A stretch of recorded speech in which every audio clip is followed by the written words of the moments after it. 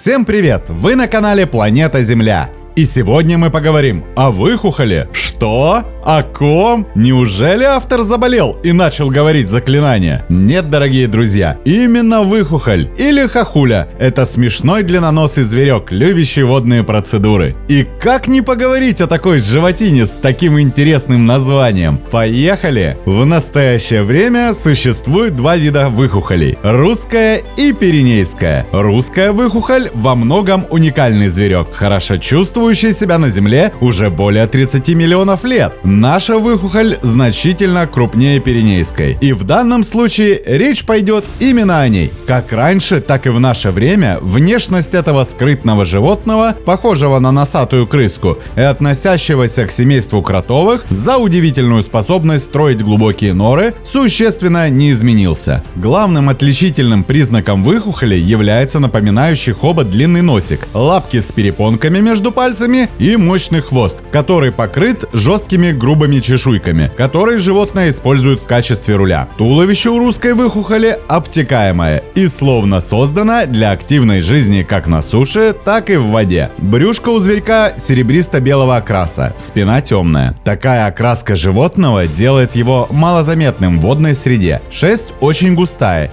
и не намокает, так как зверек постоянно смазывает его мускусом, который вырабатывается при помощи специальных желез. Если цвет выхухоли позволяет маскироваться, то сильный запах его часто выдает. Кстати, вот вам ответ, почему выхухоль. Говорят, что выхухоль пахнет выхухолью, и не более чем другим. Название этого земноводного зверька образовано от слова «хухать», что на древнерусском обозначает «вонять». Дело в том, что на хвосте выхухоли есть особый орган, а точнее железа, которая выделяет достаточно пахучее вещество. С помощью этого вонючего мускусного запаха зверек отбивает у большинства хищников аппетит, то есть желание применить их в качестве пищи. Ну а большинству людей этот запах скорее приятен, чем противен. А в былые времена хвостиками этих животных перекладывали белье и одежду, тем самым придавая ей мускусный аромат. А также широко использовали и в парфюмерном производстве. Так что выхухоль пахнет скорее приятно, чем, как выразился, воняет. Зрение у выхухоли очень слабое, но оно не играет в их образе жизни ключевую роль. К тому же этот недостаток практически полностью компенсирует очень острое обоняние. Слух у этого животного тоже сильно развит, но все же имеет определенные особенности. Она не может слышать довольно громкие звуки, такие как разговор людей, но мгновенно реагирует на небольшие шорохи, хруст веток или всплеск воды. Ученые такую особенность объясняют условиями обитания. Это достаточно небольшой зверек. Длина тела взрослой особи русской выхухоли составляет около 20 сантиметров. Без хвоста. Он примерно такой же длины. И кто знает такую науку, как математика, понимает, что общая длина достигает примерно 40 сантиметров. Масса зверька около 500 грамм. Выхухоль обладает крупным подвижным носом, на котором расположены очень чувствительные усы. Это очень важный инструмент у животного. Глаза небольшие, похожи на черные бусинки, которые окружены участком светлой незаросшей шерстью кожей. Задние и передние лапы очень короткие, причем задние конечности косолапят, а пальцы соединены перепонками, что делает их отличным инструментом для передвижения под водой. Очень острые когти позволяют легко копать глубокие норы, в которых и живут эти животные. Эти зверьки ведут земноводный образ жизни. Хохуля выбирает для жизни места вдоль тихого течения рек, заводи и озера. Роет норы, причем это настоящие инженерные сооружения длиной 10 метров и более, со множеством ходов и ответвлений. Это позволяет выхухолям хранить припасы еды, которые они съедают в голодные времена, прятаться от врагов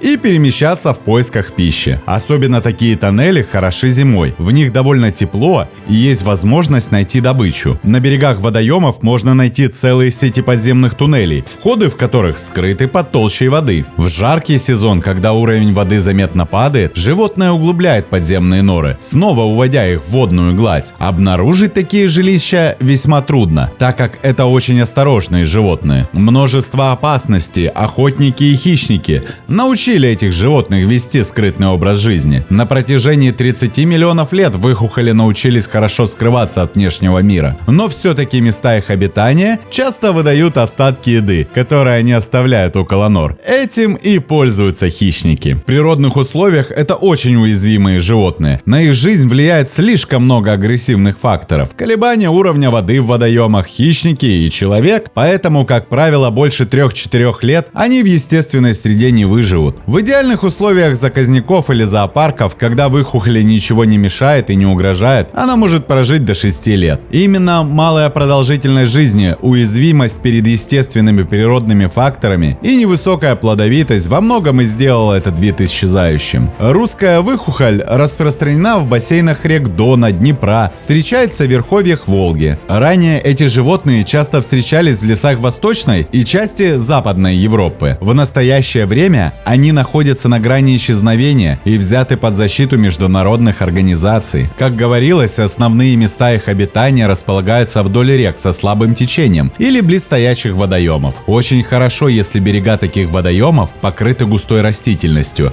а почва состоит в основном из песчаников и суглинков. Это наиболее подходящие условия для хохули. Часто они соседствуют с бобрами и мирно делят с ними места обитания, так как не являются конкурентными видами, а как пищевой ресурс бобров они не интересуют. А что едят сами выхухоли? В теплое время года с мая по октябрь основной рацион выхухоли составляют мелкие насекомые, личинки и ракообразные, реже пиявки и болотные растения. Поскольку эти животные не впадают в спячку зимой, они не накапливают запасы жира. В зимний период с питанием у хохули дела обстоят значительно тяжелее. В качестве пищи они могут поймать лягушку, впавшую в спячку, мелкую рыбешку, которая в это время также становится легкой добычей, а также речные моллюски. Аппетит у этих животных отменный. Иногда вес съеденной пищи равен весу самого зверька. Это объясняется тем, что они очень подвижны и у них быстрый обмен веществ. А как у хохулей дела обстоят на любовном фронте? Брачные игры тихих с виду животных сопровождаются громкими звуками, которые издают самцы, и мелодичными напевами самок. Между самцами бывают очень жестокие драки за самку, чего трудно ожидать от этих носатиков. Потомство выхухоли обычно приносит весной и поздней осенью. Беременность длится около 1,5 месяцев. В дальнейшем на свет появляются до 5 детенышей, которые совершенно не самостоятельные и весят всего по 2-3 грамма. И это в 250 раз меньше, чем взрослая особь. В их воспитании и кормлении на первом этапе принимают участие оба родителя. Примерно через 6 месяцев детеныши становятся самостоятельными и покидают родителей. По достижении года особи становятся репродуктивными. До этого этапа доживают не все. Часть потомства неизбежно гибнет. А вот что творилось в 19 веке, это просто жуть. Выхухолей массово убивали из-за шкурки и мускусной жидкости. Такие действия привели к резкому сокращению их популяции. В настоящее время точная численность этих животных неизвестна, так как хохуля ведет скрытный образ жизни, и встретить ее на суше можно крайне редко. По приблизительным расчетам специалистов, популяция выхухоли на сегодняшний день составляет примерно 30 тысяч особей. На популяцию животных негативно влияет загрязнение и осушение водоемов, вырубка лесов, растущих в поймах рек, строительство дамб и плотин,